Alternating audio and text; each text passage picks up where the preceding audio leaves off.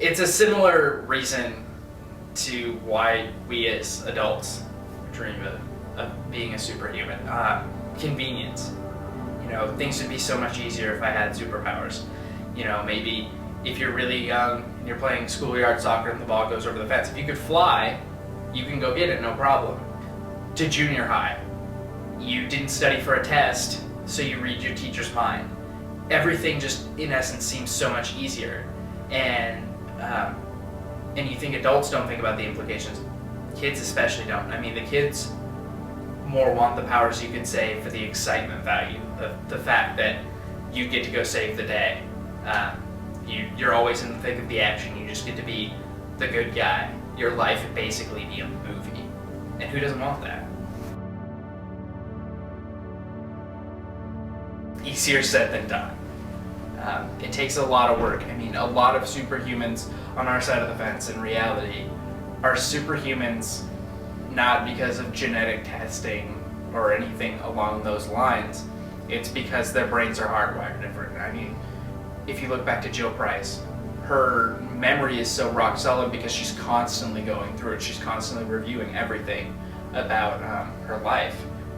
And then you have Mozart. Mozart just had an ear for music. Tiger Woods somehow is built for golf. He's great at it. We almost can't describe why these people are that way. And I think science is getting to the point where we're probably going to start toying with the ability of enhancing what people can do. Fictional superhumans always have this tangible aspect to their powers. You can always witness them in effect, and they're always big and over the top, and they're always they show you the gravity of what these people can do. You know, whether it's changing the weather, running around the world in 8 seconds flat. There's always something that shows you what they can do and how super they really are. And real superhumans are much more understated. Mozart's legacy was the fact that he was so great at music, and we still listen to him 200 years after he died. No one's going to forget Mozart, ever. As long as human history is around, people will still listen to Mozart. Real superhumans aren't as much about who they're saving, what they're doing at present with their powers. It's more about the impact that they're going to leave in their respective fields.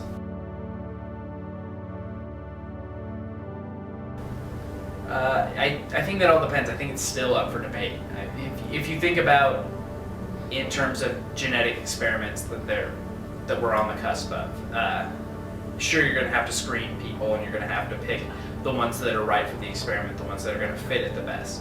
For those that are born as superhumans, it's a gray area. I think it all really depends on whether or not you believe in a higher power pulling the strings. If you do, then I think a lot of these people are born for reasons. But if you don't, if you look at it from the purely scientific standpoint, that I'll believe it when I see it, it seems to be pure tangents.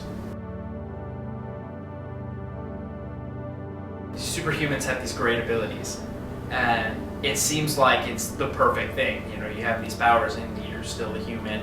You're just the newer version. You're human 2.0. But I think the fear that a lot of people are going to have, the ignorance about what you can do, and then the lack of trust in what you'd actually be able to achieve, is going to other you. It's going to, in a sense, violate the social contract, regardless of your actions. Just the fact that you could potentially do these, in a lot of cases, the fear of that is so much more real than a regular person who could, yeah, they could kill someone, but they're probably going to need a tool, or it's going to take a while. Whereas someone who can control the weather can call down a lightning bolt and end it in a second. And I think just the thought of that happening, whether or not you could do it or not, the fear of you potentially learning it, or people just blowing things out of the water, are going to totally destroy their perceptions of you. They'd be completely terrified. They'd, in a sense, probably fantasize about the ways that you could kill them. And I think that's what's going to end up othering you and separating you from them. And I think that is the cost of superhumanity. I don't think the fact that they have the powers is normally a choice. There are some people that have these powers, usually in comic books, because they've volunteered themselves. There's Deadpool. Deadpool had an incurable cancer, so he volunteered himself in an experiment to see if they could replicate a healing factor, kind of like Wolverine. It's not necessarily, not every hero is like Deadpool. Hardly any are. Most of them are either born with their powers or they luck into them. I think the real choice lies in what they choose to do with their powers. Spider-Man doesn't have to risk his life. He doesn't have to save a bus full of third graders careening up the Brooklyn Bridge. You know, that's not really his problem. But he sees it as it because he can potentially stop it. And the fact that he's made that decision that he's the one that has to save these people, that's what makes him superhuman. I mean, if you think of Che Guevara, he saw the government as broken. Rather than sit around and whine about it, he joined a small group of revolutionaries and fixed the problem in his eyes. He decided that something was wrong, he was going to fix it, not necessarily just for himself, but for the betterment of his fellow man. Superhumanity, I think, is defined by how they use their powers, their abilities. It's not that they have the powers that's the choice. They aren't sitting in the womb tinkering with their own genetic makeup. It's they come out of the womb, they have these abilities, they at some point realize it, and they choose to use them. That's their inherent choice.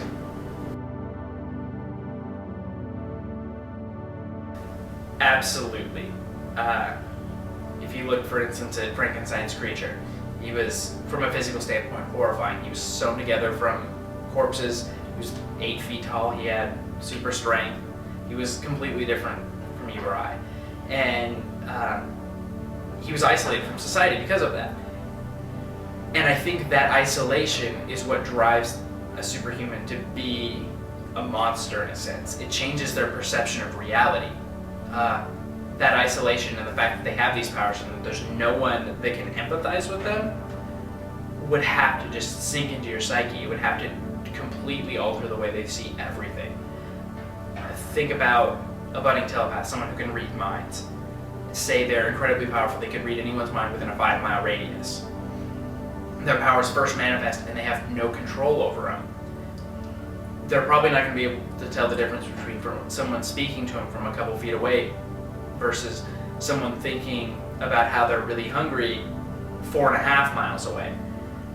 And after a while, that's all going to bleed into each other. It's going to become the same thing. And you could think, I would think it would drive someone insane. It would drive me insane, for certain. In a fictional sense, in the comic books, they don't. Almost every superhuman you encounter becomes a vigilante of sorts, or they go into hiding. They can't empathize with the non-powered individuals, and the non-powered individuals can't empathize with them. They're almost, in a sense, a different race. You know, we have a history of racism all the way through, and this is just a new sense of that. It's just a fear of the unknown, and it's incredibly hard to integrate things that are new and things that you know nothing about it.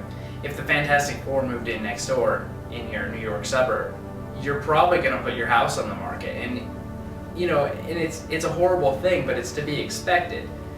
I mean, it's impossible to wrap your mind around the thought that these people exist and they're there. And so, in the comic books, the citizens are kind of justified in that sense. They want the superhumans to save them and to bail them out of these problems, but they don't want to get close to them because they don't understand them. In real life, it's a little different. Superhumans can integrate with society because they're a lot less separated. They're a lot more human in a sense. Their powers aren't so over the top like in a comic book. So yeah, fictional citizens tend to shy away from the superhumans, but I think in real life they're too similar to us to really be separate.